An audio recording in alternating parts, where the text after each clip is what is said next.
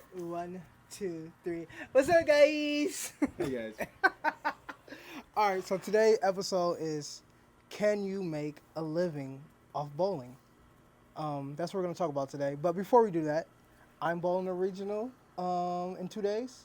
Ronnie is the defending champion at the regional in 2 days. I'm pretty proud I got in. It's pretty hard to get in. I just got in today. Mostly all the amateurs wasn't able to get in. I'm an amateur. He's a pro. That's why he has tape on in the interview. Yeah. But yeah, so I got in the regional. Hopefully I can beat Ronnie. If not, I beat Ronnie. Then Ronnie needs to take first place and defend the title. But other than that, we have a scratch tournament coming up. Big and Slim is going to be in San Jose. $4,400 for first place. Doubles tournament. Make sure you sign up for that. And Napa tournament is in a week. But the scratch tournament, if you want to fly in, it actually is worth it because there's another tournament on Saturday in San Francisco. So plenty of things to bowl. It's not like you can just bowl in one tournament. You have two options to make some money because that's what we look for if we're trying to fly somewhere. We're not trying to just fly in for just one tournament. But let's get to the topic. Can you make money off bowling? So I'm going to try to do it on like different levels. We got a guy that bowls on tour. He bowls regionals and he bowls house size stuff and just like big action tournaments. So in my opinion, can you make a living bowling regional? Let's start with regional tours. If I only bowl regionals, can I make a living off of bowling? Don't look at me on that one. No. No? No. There's just not enough money in it. And with our region, it's a lot harder because we just have such a wide region where if we have some tournaments, if you took our farthest tournament from our other farthest, it's like a 17-hour drive to like Portland or not to like Oregon, and then you have tournaments in Arizona, and it's just the costs are just extremely high with travel, especially living out here, gas and everything like that.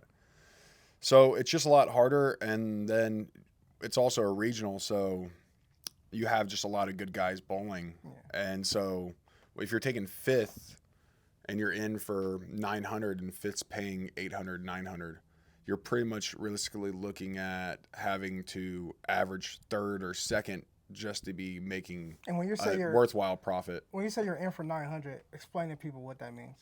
Yeah, so as a member, I'm in. So my entry fee is $245. So as a non-member, I think it's $315 for you guys. And so then, for me, let's say I'm bowling Arizona. Yeah, Arizona. And so let's say I'm splitting with three guys. Travel is probably about $100, $80. And then now the hotel room, since it's in Arizona, I'm probably going to get 2 nights. So I'm looking at 70 to 80 on my share. And so now we're looking at $400 to $500 depending on where you're at. And then you're probably going to be doing stuff while you're down there.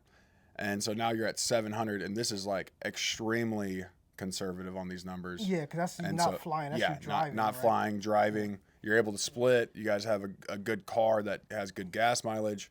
You're getting the rooms for relatively cheap because now even rooms are probably averaging like $160 a night, $170 a night. Yeah. So now you're looking at $100 for the rooms if you only have 3 guys, and some guys only have 2. Or if you're by yourself, then it's like $300 on the rooms. Already puts you at $600 just with rooms and the entry fees. So you can make money doing them, but you have to be selective, or you just have to have a really good season. So if you're one of those guys that can go out there, like Kring, for example, last year, and you can go out and have a lot of really good finishes, the $2,400 first place prize, if you hit a couple of those, you can make the season worthwhile. But if you're chasing, it's just very difficult when you're doing everything. And, if you have a couple of bad tournaments and now you're down 700 to 1,000 per tournament that you had a bad tournament that were not near you. And we also live in California. So I'll say average is like 1,500 to 2K. And I might be short off that, right? Yeah, it's probably sits about like $2,000.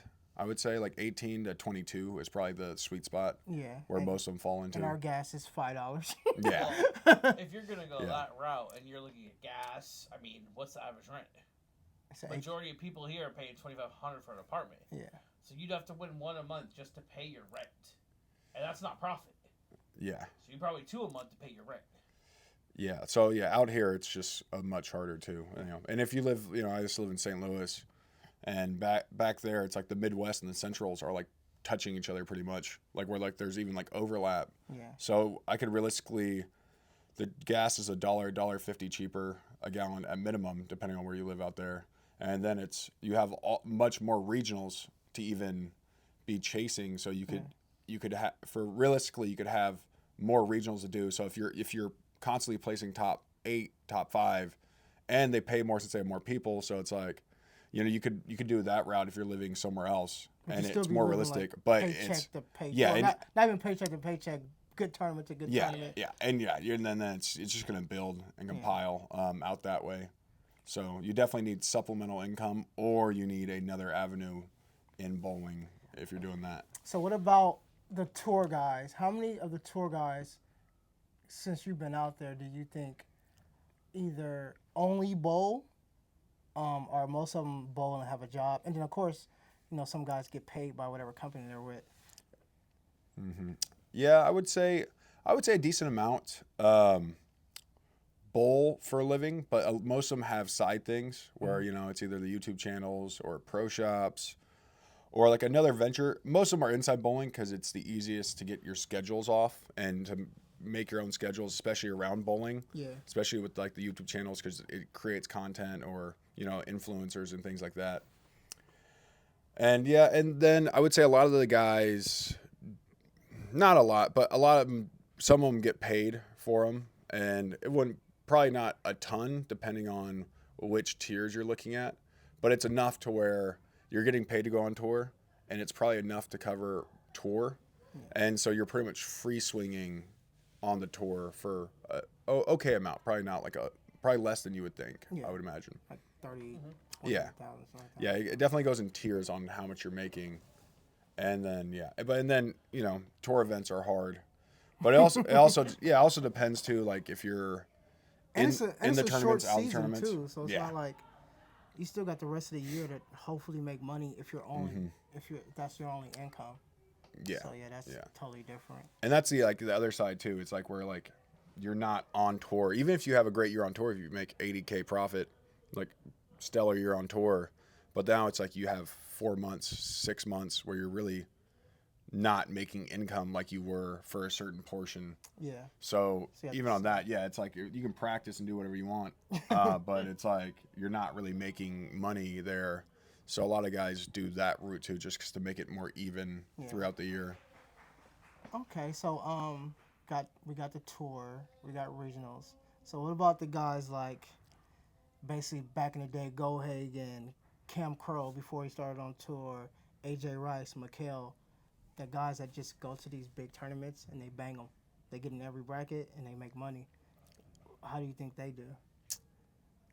Probably pretty well. So out of all three, that's probably the best way, you think? I would say that's probably the most realistic way if you're trying to make a living in bowling. It's one of those things that it's a little more achievable.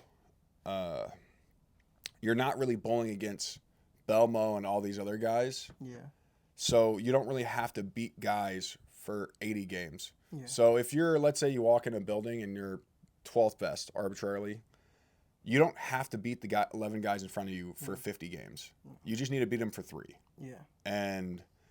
But on the other side of that coin, that's what makes it almost just as mentally hard or frustrating, is because you have such a short window to make your money, and you're also putting up so much more that the pressure is extremely high for a short duration. And things happen in bowling, and now you have a bad block, you punt 2K for a 3-game set, and then now you have 5 more coming up. Yeah. And you're already down 2K, and now you need to recollect yourself and redo it. You already put all this money in traveling all the way out here.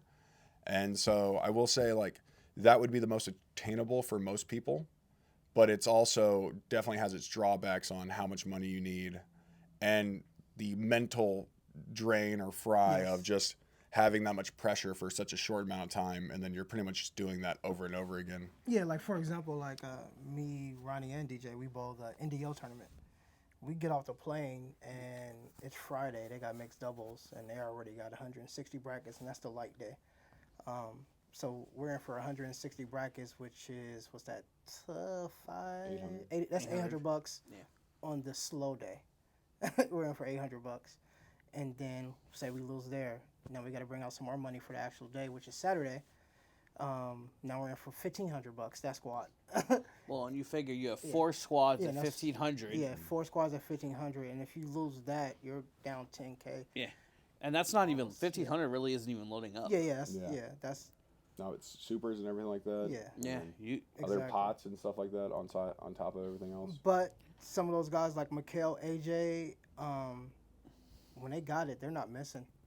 And each weekend, there's something to bowl for that amount where they can put up that much money, and you can make like $4,000 a weekend. Not, you know what I'm saying? I mean, it doesn't sound as great as getting that $20,000 check on tour, but $4,000 each weekend adds up. And then you have a good weekend, like 10K, I don't know. But, and then also, you know, I remember when I was not working as much, I was bowling, making brackets, and then all those little tournaments, you get those little checks in the mail, those add up. Like, so, yeah, that's definitely, in my opinion, that's probably the best way to make money bowling. But also, I don't think we can do it in California. Well, I mean, you could think of when, 5 years ago, kind of before COVID happened, we had some more bowling alleys. Yeah. And we had something every weekend. Yeah. Like, people always go, why are you going to go bowl this 5-gamer? I can make $500. And at that time, $500 was more than I made it work. You know, how many no taps do you bowl? Oh, no tap is big already. And how much are you making in no taps? And everybody made fun of you all the time, but when you're bowling for that purpose, you should be bowling every tournament you can that you have an advantage. Yeah. And in your local handicap, whatever, 5-gamer, 4-gamer, you have an advantage as a better caliber bowler. Yeah. So I don't understand, like, if you make $200 extra a week, that goes a long way towards your living. Yeah. And unfortunately, we talked about regionals, we talked about PBA. I think the way to go now is handicap tournaments with brackets. I don't know about where everybody is watching these videos. Scratch tournaments don't really do well. I don't understand why. Everybody says they like to tuck their shirt in and bowl scratch tournaments, but it doesn't really do well. So those big handicap tournaments with a bunch of action, that's where it's at. Like the tournament we were just at, with the tournament we just ran, Ronnie was in 100. No, how much? He was in like 200 brackets, something like that. Yeah, and that was what? We had 650. Yeah, we had 650 brackets. He wasn't even in all. Yeah. And he got back 3,600 in brackets, and he hasn't made that on tour all year. Anyway, but yeah, so I'm saying. No lie there. And he didn't go. I mean, he shot 230, 270, 250, 220. Yeah. So it wasn't crazy, and it was just 4 games. It wasn't an 8-game block with 8 more cuts with a match play. Blah blah blah. It's just boom, boom, boom. 4 games. Get out of there. $3,600. Pretty simple.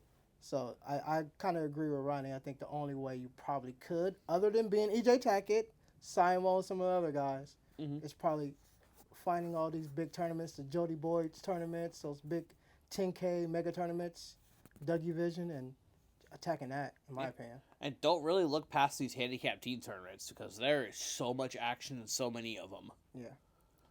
And yeah, you still have scratch action, but it doesn't hurt to dabble in the handicap a little bit. People just don't think, oh, I don't get handicap, I shouldn't get in. You can't think of it that way. Handicap bowlers are more handicap for a reason. Like, they're not always going to bowl good. Unless, there are sandbaggers out there, that's a little different.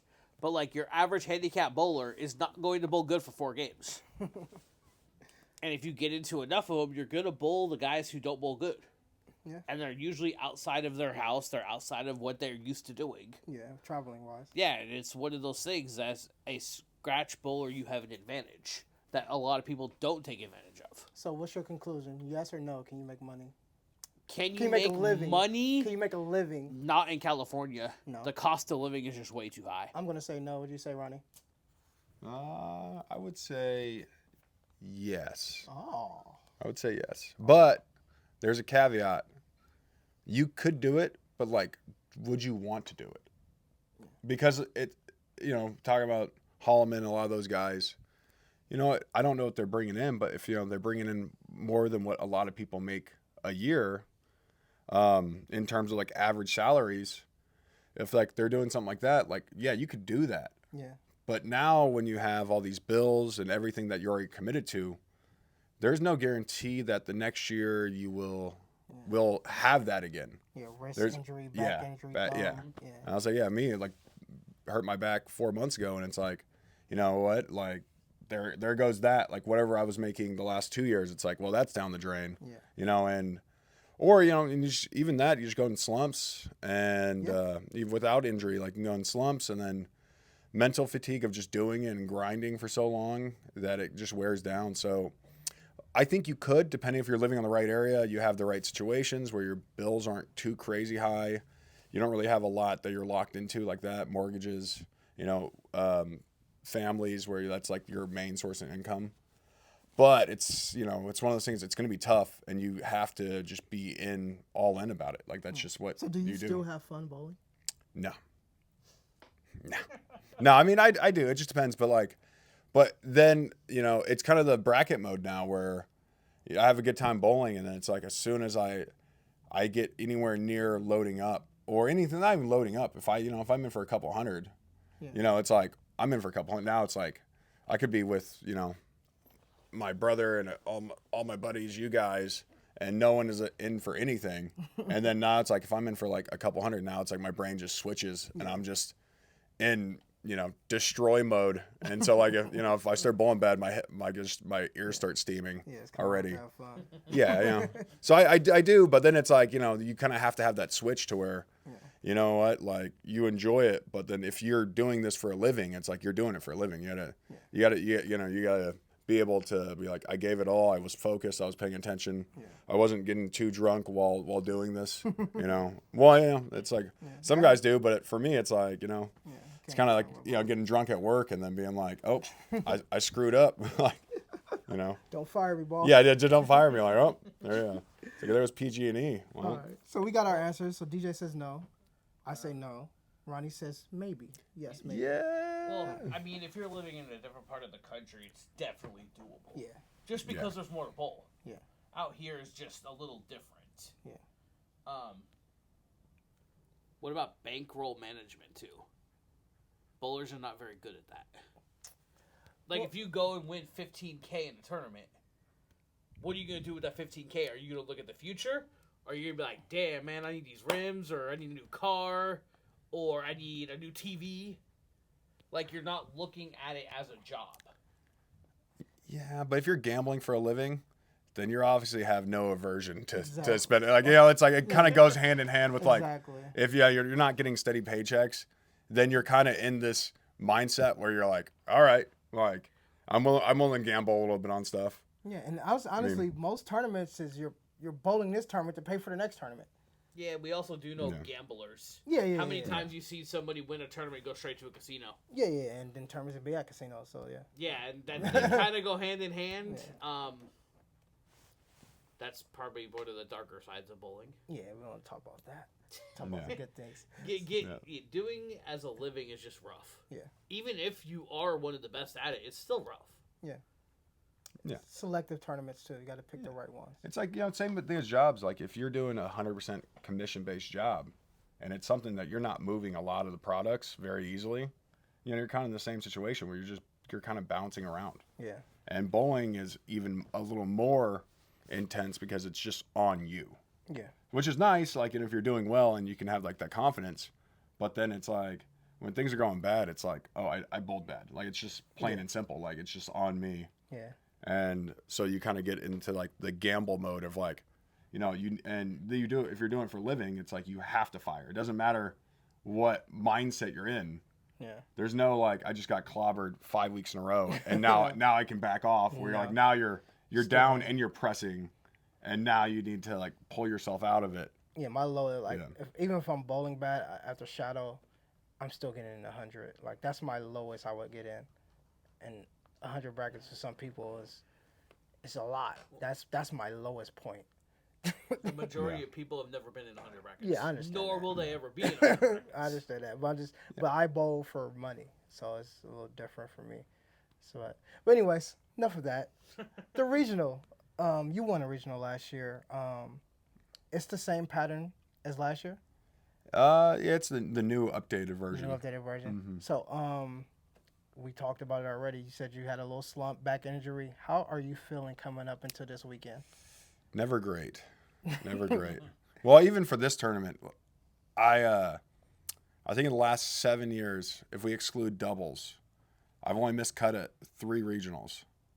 All 3 were on Anthony. Okay. And last year was the first time I even made match play. And you end up winning. At Dublin. Yeah, the first time I ever made it. Okay. So in Dublin's a tough house. The draws really do matter in that building. And I could probably say that even last year, if we didn't draw the high end, which I just know really well from bowling all the gold pins, that I probably would have had a rougher draw to winning, just because I know the pairs really well up that way. Oh, so, if they flipped us down, let's say I make cut and I'm doing pretty well, if we get down to like 1 through 14, it's going to be a lot tougher. Yeah. But always feel good going to tournaments. You got to be in a good mental state. You got to be kind of focused and ready. You're the champion. You should feel great. Yeah. They changed it, though. It looks like it's 8 games this year instead of 7. Yeah. So you think that's going to affect anything? I personally think it's going to make it more patience, because they're hard. So you kind of, you don't want to if you got more games, then you can be a little more patient, in my opinion. Or does it matter for you? Yeah, I think it's definitely going to make it a little tougher, I think. Because that building gets kind of rough when you hit bad pairs and they're dry. Mm-hmm. So I think it's going to be, you need to be patient, but it's going to be a value getting pins early, because in that building, if you hit the low end late and you only got 50 pins on the cut line, and then a lot of the guys behind you just hit the nicer pairs, like the mid 20s, low 30s, it's going to be a very long couple of games for you to try to draw out. If you're on 3 and 4, game 7, and then you hit like 5 or 7 and 8 or 5, whatever the next pair is. 3 and 4 so bad. Yeah, and you hit that pair late. 2 years ago, or 3 years ago, I was in second going into the last 2 games, and I go 37 and 38, 3 and 4, 140, 140, missed cut by 15 or something like that. Yeah, missed cut by 19, and I hit the 2 worst pairs in the house. Yeah, and it was just like. And I had a good look, shoot 240 going into 37, 38, and then immediately go. And then I think 2 guys the next day in match play shot like a 120 and like a 114 on 37, 38. Yeah. Yeah. I went front 9 on that pair, by the way, but anyways. That pair's China, like I was saying. I think in qualifying last year, I shot 260 on that pair, too. Yeah, that pair was nice last year for some reason. They're good if you don't hook that pair. Yeah. If you go towards the gutters on that pair, that ball is sailing every shot. Yeah. And it's so even when I get to that pair, I just literally move my eyes in and just throw it slightly harder. But yeah. All right, so coming in as a defending champion, I feel like you should have a lot of confidence, and let's get this win. Yeah, me or you. If you win, I'm happy.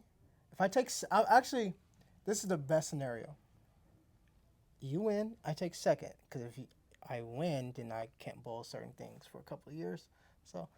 But if there's anybody else that's not above me, I'm going to kill them. They're not going to beat me. That's if I make the cut. My plan is to make the cut. This is the best bowlers in the world, so I'm not one of them. I'm an amateur, so there's no tags on my shirt. You are blessed to bowl with us. I've been saying that all day. Hey, going to do my best and hopefully represent Drill Factory in Big and Slow. Mm-hmm.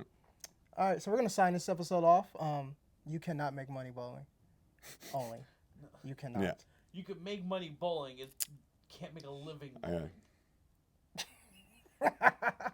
All right. See you guys later. Like and subscribe.